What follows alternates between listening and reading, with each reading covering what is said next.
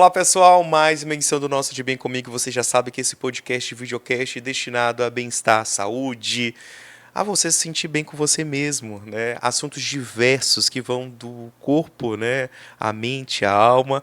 E hoje, mais uma vez, estamos aqui com o nosso consultor, ele que você sabe que foi o cara que estreou com o pé direito, que me deu vários seguidores lá no nosso canal, que disparou lá no número de views, segundo ele, botou a família toda pra cima, mas não é só a família dele, tá? Essa família não é composta de mais de 1.000 pessoas, meu Deus do céu, dizer que é isso, é uma comunidade, né? Mas mais uma vez estou com o meu querido Dr. Guilherme aqui no nosso De Bem Comigo, seja bem-vindo, Dr. Guilherme. Obrigado, meu irmão. É uma satisfação estar aqui contigo novamente. Pronto, já é de casa. Claro, claro. Já tá ambientado e tal, já monta look pra vir bater papo, pra conversar. Com certeza, a gente tem que estar bem apresentado para poder trazer o melhor para quem está acompanhando a gente. Maravilha. E Guilherme, ele que é otorrinolaringologista, todo mundo já sabe, já conhece, dá uma seguida, tá aparecendo nas redes sociais do Dr. Guilherme. Hoje a gente vai falar sobre um assunto que ele precisa ter muita atenção, porque a gente vai falar sobre a tontura. E aí, quando a gente pensa em tontura, otorrinolaringologista, tontura, não seria um neuro? Tontura, mas por que um otorrinolaringologista? Vamos começar Pronto. falando sobre isso. Isso, dentro dos nossos ouvidos, né, nós temos o ouvido dividido em três partes, três grandes partes. Primeiro, o ouvido externo, em que a gente tem o pavilhão auricular, essa parte externa da orelha, tem aquele buraquinho da orelha e aí tem o canal do conduto auditivo externo que termina no tímpano. Então ali é a orelha externa.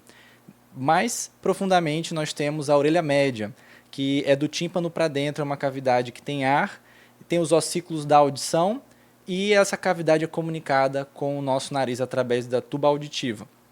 E mais profundamente ainda, dentro do osso temporal, esse osso aqui do ouvido, nós temos o ouvido, a orelha interna, que é composto pelo labirinto do equilíbrio e a cóclea, que é o órgão da audição. E eu costumo dizer aos meus pacientes que eles funcionam como gêmeos siameses, estão ali grudadinhos, e a gente tem um casal desse em cada ouvido. E o labirinto, ele é muito responsável por boa parte do nosso equilíbrio. Uhum. Então, os nossos movimentos de cabeça, eles são indicados ao cérebro através da posição dos labirintos, que os nossos labirintos são compostos por três porções, três canais, que temos o canal anterior, o canal lateral e o canal inferior. Então, é como se em cada ouvido fosse essa disposição aqui. E aí, quando a gente mexe a cabeça para um lado e para o outro, para cima e para baixo, ou quando a gente está no carro em movimento para frente e para trás, ou então quando a gente está subindo no elevador, na montanha-russa, tudo isso, o nosso labirinto vai dizer ao cérebro qual é esse movimento. E aí a gente vai juntar isso à visão e ao tato, o sistema proprioceptivo, para a gente ter no cerebelo o integrador de tudo, vem o sistema de equilíbrio. E aí vem que a maioria das doenças da tontura é de responsabilidade do otorrino. Uma pequena parcela é de responsabilidade do neurologista. Caramba, olha só, isso é formidável a gente acabar com essa dúvida ou então entender, porque às vezes a gente pensa, mas é o neuro que vai cuidar disso aí. Mas não é, eu otorrinolaringologista, gente. E aí eu já te pergunto, qual a diferença de, por exemplo, eu estou de tontura, entre tontura e vertigem, desequilíbrio, sensação de flutuação. Qual é a diferença entre esses três tipos de tonturas que eu falei? Isso é a chave principal no início da nossa investigação, a gente poder diferenciar isso. Porque sempre o paciente, a pessoa vai chegar relatando a tontura e a gente vai ter que dissecar o que ela está querendo dizer. Certo. Porque pode ser a flutuação, pode ser o mundo girando a vertigem, pode ser o desequilíbrio, pode ser às vezes até uma dor de cabeça, um mal-estar, ou quando a pessoa se levanta de uma vez que tudo apaga, que tudo escurece, ali uma hipotensão postural. Enfim, no momento inicial da consulta a gente precisa definir o que ela está dizendo que é a tontura. Se ela virar para mim e falar, eu sinto tontura quando eu abaixo a cabeça, então é o quê? É o mundo que gira? Sim, é o mundo que gira. Aí a partir disso a gente vai começar a entender, gira por quanto tempo? Gira alguns segundos, alguns minutos, algumas horas ou alguns dias. precisa de um movimento para gerar essa vertigem? Ou então, não, eu sinto um desequilíbrio quando eu penso em sair de casa. Eu sinto um desequilíbrio quando eu vou chegar naquele supermercado que tem um M bem grande na frente. Então, a partir disso, a gente começa a destrinchar. E todos esses sintomas, eles fazem parte de grupos de doenças específicos, que aí cabe dentro da nossa investigação pontuar melhor tudo isso e definir para que lado vai essa nossa investigação. Doutor Guilherme, uma pergunta. Às vezes a gente tem uma dúvida a respeito da tontura, que é se tem uma relação com o ouvido interno, se tem ligação com o cérebro e o equilíbrio, se esses três conectivos eles estão ligados. Sim. Então, voltando àquela situação inicial, a gente tem o labirinto junto com a visão, então, ou seja, a sua visão está te dizendo o movimento dos objetos em volta, das pessoas, o movimento seu em relação a outra pessoa, ao outro objeto. E o teu sistema proprioceptivo, que é o terceiro input aí, você vai estar percebendo como o seu corpo está em relação a onde você está sentado, aonde você está deitado, para manter ali o equilíbrio muscular, para você se manter naquela posição. E aí, nós temos aqui atrás o cerebelo, que é realmente um pequeno cérebro. Ele é conhecido como um sistema integrador, em que ele vai pegar essas informações periféricas, levar até o cérebro. E aí, qual é o detalhe? Nesse momento em que ele integra tudo isso, ele pode sofrer, inclusive, interferências do sistema límbico das emoções.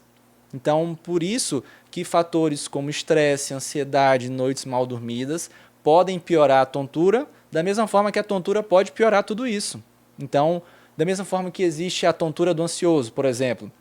Então, existem situações... Como é que é a tontura do ansioso? Isso, aquela pessoa... tem até um nome, a tontura do ansioso. É tontura postural perceptual persistente. No português, TPPP, ou no inglês, 3PD.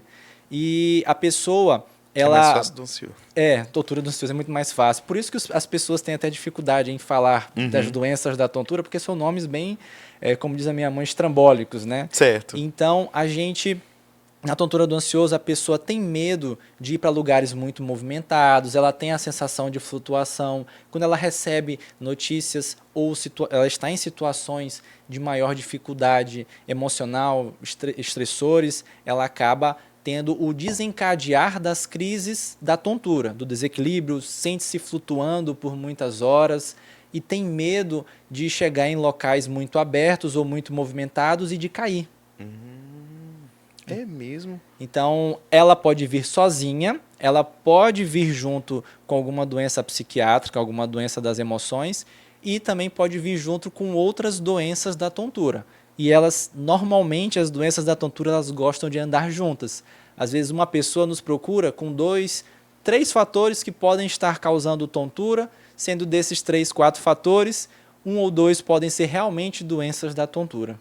Entendi. Atenção, você que está nos assistindo. Se você sente, aí o doutor vai dizer se isso pode ser ou não parte da tontura em geral.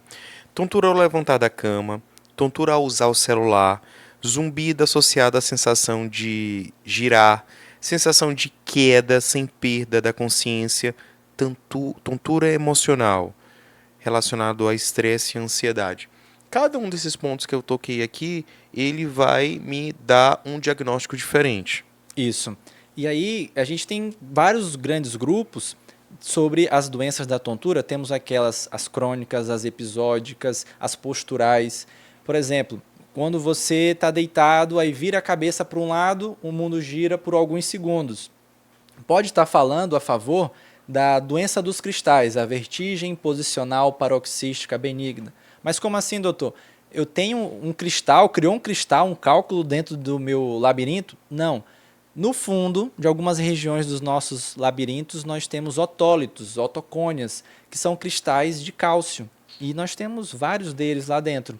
E o que acontece? Ou por questões metabólicas, ou por questões até de pancadas, você pode soltar um ou alguns desses cristais, fazendo com que eles fiquem soltos dentro do líquido, que é a linfa que a gente tem dentro do labirinto. E aí, no momento em que você faz o movimento, o cristal ele se desloca, criando uma ilusão do movimento que não existe. Então você faz esse movimento e o teu labirinto diz que você fez isso. Ah, entendi. E aí já chama a atenção para uma possível vertigem posicional paroxística benigna. E aí, para resolver isso, entra a manobra. Isso. Então, se o cristal saiu do lugar, nós precisamos colocá-lo no lugar. E para cada posição em que o cristal está colocado ou de onde ele se soltou, vai ser o tipo de manobra diferente para que você coloque no lugar da maneira correta. Isso é mais a clínica, é o olho clínico ali para saber que a pessoa está por isso, ou então, como é que é? Porque às vezes pode passar um remédio e não é um remédio, tá precisando realmente é de uma manobra. Isso. As medicações às vezes são utilizadas quando a pessoa está sentindo muito mal, está sentindo náuseas junto da crise, e aí a gente pode associar isso para diminuir os sintomas acessórios da crise, porque na doença dos cristais, o tratamento curativo é colocar através da manobra adequada o cristal já no local certo. E aí zera, a pessoa fica curada.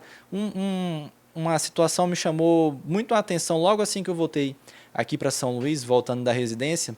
Uma paciente me procurou, ela estava há 30 anos tomando a betastina. Sim. Com aquele "in" no final. Então, não vou dizer o nome da medicação. Ela passou quase 30 anos da vida dela com uma tontura postural tomando esse medicamento. Imagina só, você comprar 30 anos a medicação.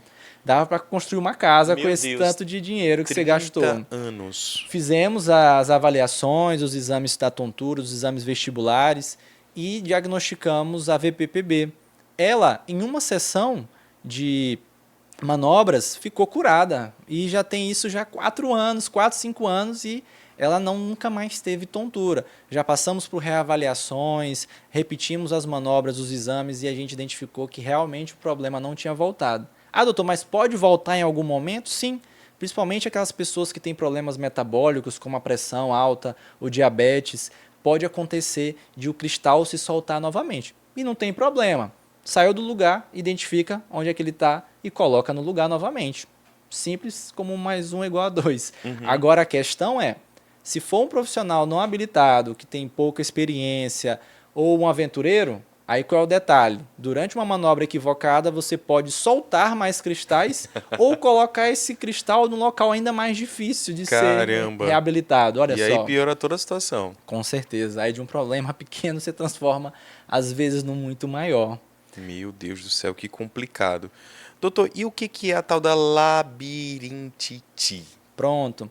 Esse nome, ele foi comumente popularizado porque antigamente não se tinha essa informação. A otorrinolaringologia ela se beneficiou muito do desenvolvimento da tecnologia, da microscopia digital, dos exames computacionais, e com isso foram descobrindo mais doenças e com o passar do tempo o nome ficou, o nome labirintite. E aí é como, eu sempre gosto de brincar, é como se você tivesse ali um cofo chamado labirintite e antigamente se jogavam todas as doenças da tontura e situações que causam tontura dentro desse saco, desse cesto, desse cofo. E aí chamava tudo isso de labirintite, passava um tratamento só com a betastina, às vezes passava a pessoa anos tratando de uma maneira equivocada. E aí com o avanço da especialidade, o avanço tecnológico, se descobriram vários tipos de doenças. E aí a gente utiliza hoje, de uma maneira mais adequada, ou o nome vestibulopatias, doenças da tontura, ou labirintopatias, que são as doenças do próprio labirinto. Porém, o nome mais fácil é falar labirintite, né? Então se popularizou. Mas para quem é da área, para quem diagnostica e trata, é fundamental entender qual o nome e sobrenome da doença.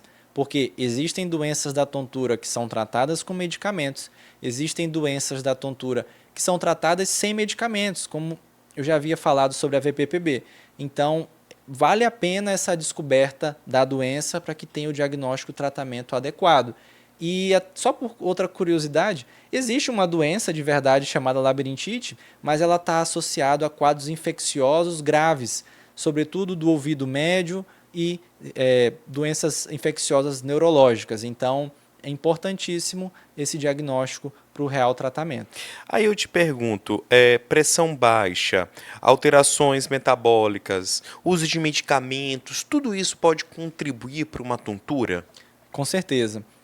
Por exemplo, alguns medicamentos excitatórios do sistema nervoso central, as metafetaminas, por exemplo, podem levar a um quadro de tontura. Energéticos, o uso exacerbado de cafeína. Se você, por exemplo, estiver desidratado, você pode ter tontura. O excesso de açúcar, de sal, de gordura na alimentação. A desidratação realmente é muito comum. As pessoas hoje em dia bebem poucos líquidos ao longo do dia. E doenças como a pressão alta, o diabetes, a dislipidemia, o excesso de gordura no sangue, obesidade, enfim, também são outras questões que podem levar à tontura. Doença da tireoide também, inclusive hoje eu atendi uma paciente com um hipotireoidismo associado à tontura dela. E é muito importante tratar em paralelo essas doenças metabólicas, caso a pessoa também tenha uma labirintopatia. Porque senão a pessoa vai pensar, eu estou tratando do labirintopatia e continuo tonto. Não, porque você não tratou a questão metabólica associada. Então, tudo isso é investigado no nosso protocolo, os otorrinos avaliam essa questão metabólica e aí se dá o segmento adequado. Como eu falei, às vezes uma pessoa tem 3, 4 situações que levam à tontura e que aí, se não forem devidamente endereçados os tratamentos, a pessoa não se recupera plenamente. E já com relação à pressão baixa, tem a situação da hipotensão ortostática. Por exemplo, eu estou aqui sentado, meu corpo está com uma pressão sanguínea, uma pressão arterial. Agora, se eu levantar-me de uma vez, eu vou mudar bruscamente essa pressão e se o meu corpo não fizer a readequação de pressão, vai faltar oxigenação no cérebro, tudo escurece, a pessoa vai ter um desequilíbrio e pode ter a queda também. E isso é muito comum em idosos, pessoas que às vezes estão também tomando antihipertensivos, às vezes até numa dose mais alta, podem correr esse risco da hipotensão ortostática. Vamos para o nosso quadro Mitos e Verdades, que aqui o doutor Guilherme vai dizer se é mito, se é verdade, por quê, para a gente tentar quebrar algumas barreiras. Preparado? Vamos lá. Então bora, vamos lá. Primeiro, mito ou verdade? Tontura é sempre labirintite. Não, mito. A gente já explicou.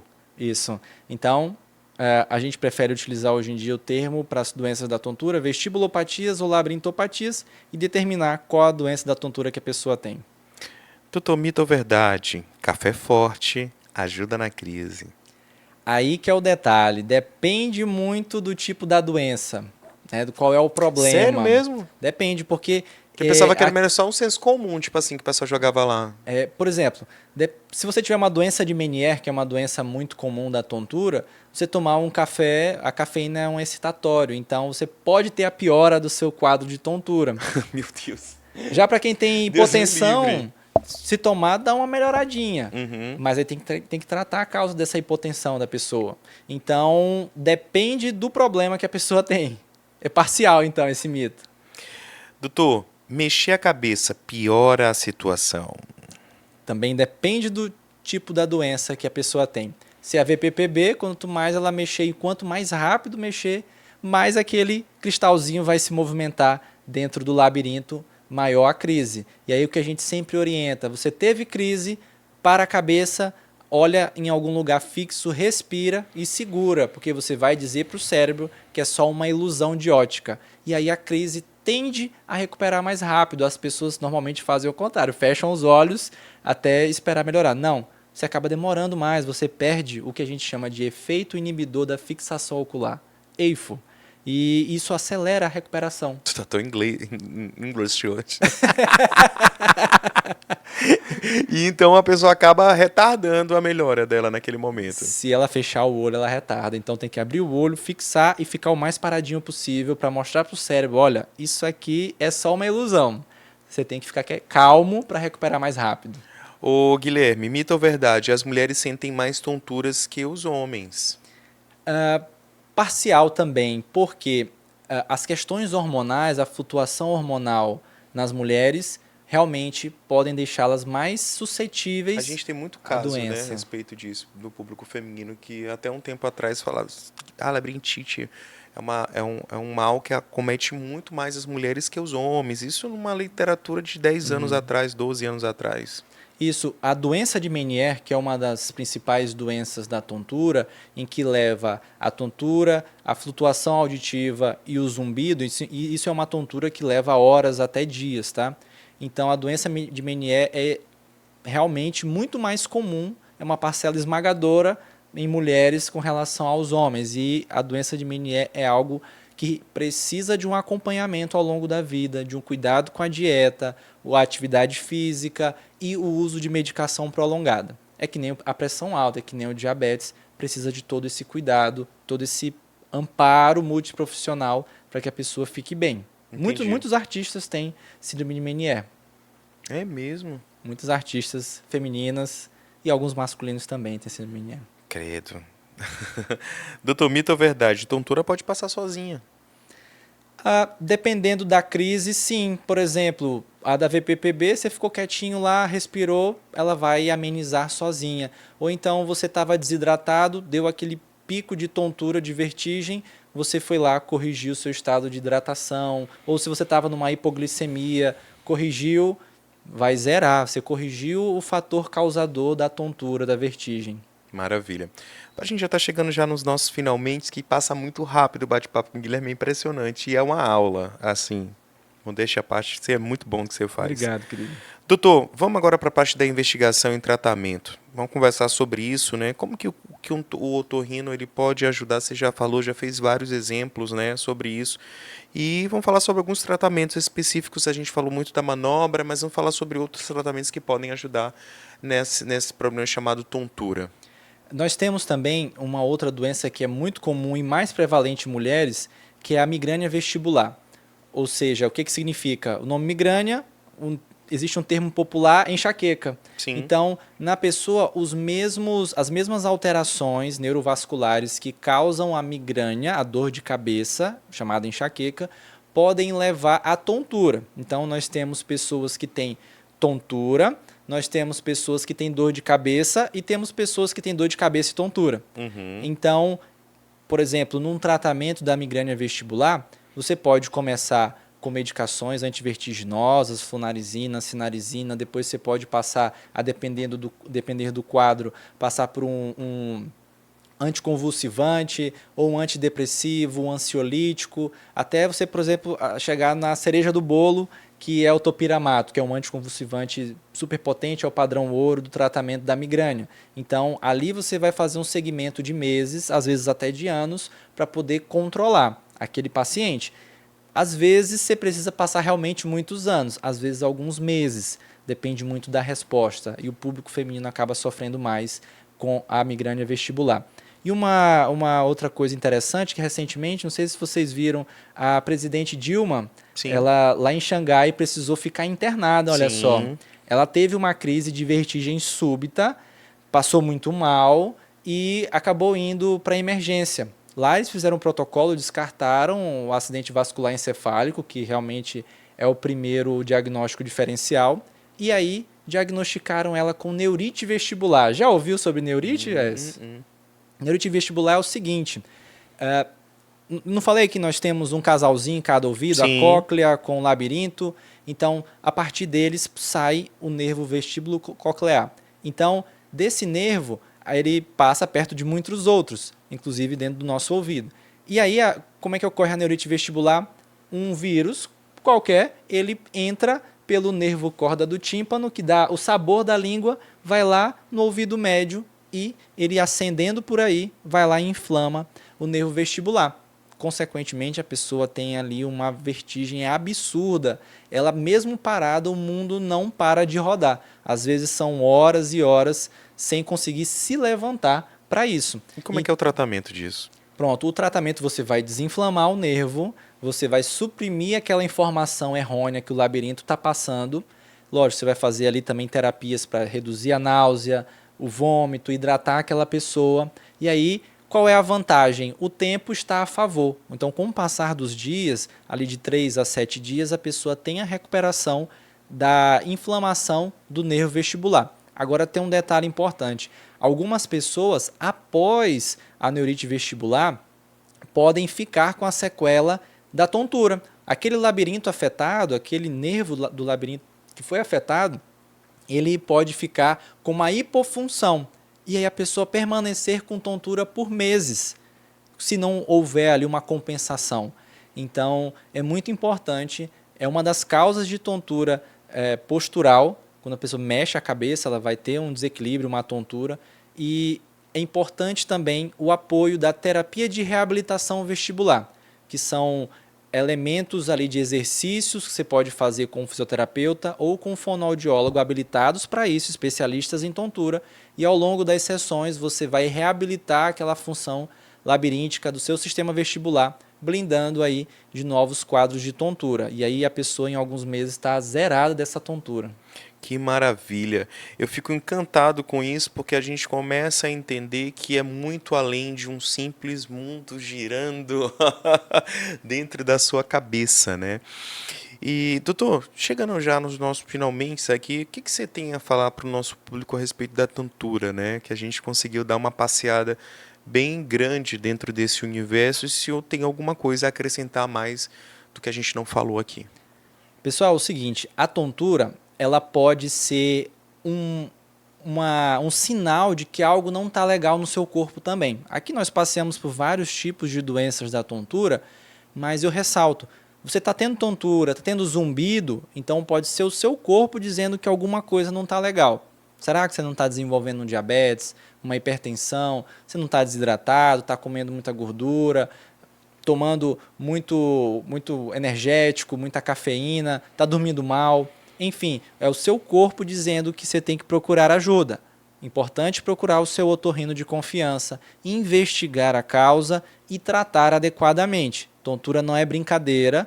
Esse ano, a Sociedade Brasileira de Otorrinolaringologia vai ter a Semana da Tontura e, agora nesse mês de abril, e vai falar sobre a migrânia vestibular esse ano. Então, você que tem esse problema de tontura recorrente, fique ligado aí nas nossas redes sociais que a gente vai estar na Semana da Tontura também batendo bastante nos vários tipos de doenças da tontura. Como eu disse, pode ser uma coisa mais simples, mas também pode ser algo mais preocupante. E um outro detalhe importante, às vezes o que faz mal não é ficar tonto, porque a tontura pode passar. A questão é a queda, sobretudo em idosos. Uma queda leva à fratura de uma perna, do fêmur, e, consequentemente, o idoso fica acamado. Aquela pessoa que era ativa começa a ficar uma pessoa dependente e aí vem uma cascata negativa de problemas, podendo levar até o óbito. Então, esse que é o perigo, é a queda. Então, a gente tem que ter muito cuidado. Se você tem algum parente idoso que está tonto, que tem essas crises, é importante cuidar para ele não se machucar e ter problemas mais graves. Muito bem, e assim a gente encerra mais um bate-papo com o Dr. Guilherme. Quero que você fale suas redes sociais, para a gente poder seguir e se abastecer mais de conteúdo, doutor Guilherme. Então, todas as minhas redes sociais é só procurar @drguilhermeotorrino e tem o meu site também, drguilhermeotorrino.com, onde você encontra muitos artigos, orientações importantes e até um falando sobre os vários tipos de tontura. Então, confere lá que tem muito conteúdo legal para vocês. Muito bem. E a gente fica por aqui, a gente volta sempre terças e quintas. Guilherme já profetizou aqui que vão ser todos os dias o De Bem Comigo e realmente o negócio está crescendo muito. Com mais informações para você e que ouçam, que Deus te ouça, Guilherme. Amém, amém. Mais uma vez, obrigado, meu amigo, pela sua participação. E a gente fica por aqui. Segue o Dr. Guilherme, segue o De Bem Comigo. Na próxima terça ou quinta a gente está de volta. Tchau, tchau, pessoal.